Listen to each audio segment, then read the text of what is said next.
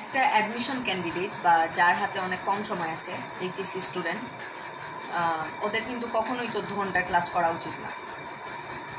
কারণ basic clear করার সময় কিন্তু এইচএসসির প্রথম দিকে, এইচএসসির একেবারে শেষ মাথায় বা অ্যাডমিশনের সময় না। অ্যাডমিশনের সময় হলো গিয়ে কী পড়বা, কীভাবে পড়বা, কেমনে মনে রাখবা সেটা। আর এইচএসসির লাস্টের দিকে তোমার জাস্ট প্রায়োরিটি হওয়া উচিত কীভাবে মার্কস উঠানো যায়। আর আমি নিজে স্টুডেন্ট পড়াইছি এবং আমি জানি একটা স্টুডেন্টকে সব কিছু পড়াইলেও 14 ঘন্টা লাগে না একটা চ্যাপ্টারের উপর। এটা আসলে কি বলবো, this is one kind of A scam. এটা একেবারে লো ক্যাটাগরির স্টুডেন্টদের লাগে, লো ক্যাটাগরি বলতে যাদের মার্কস কম আসে এক্সামে, ওদের জন্য লাগে। এটা এভারেজ স্টুডেন্টদের জন্য মোটেও লাগে না। টপারদের জন্য ওদেরকে তো হিসাবেই নেওয়া উচিত না, কারণ ওরা করলেও লস নাই, না করলেও লস নাই।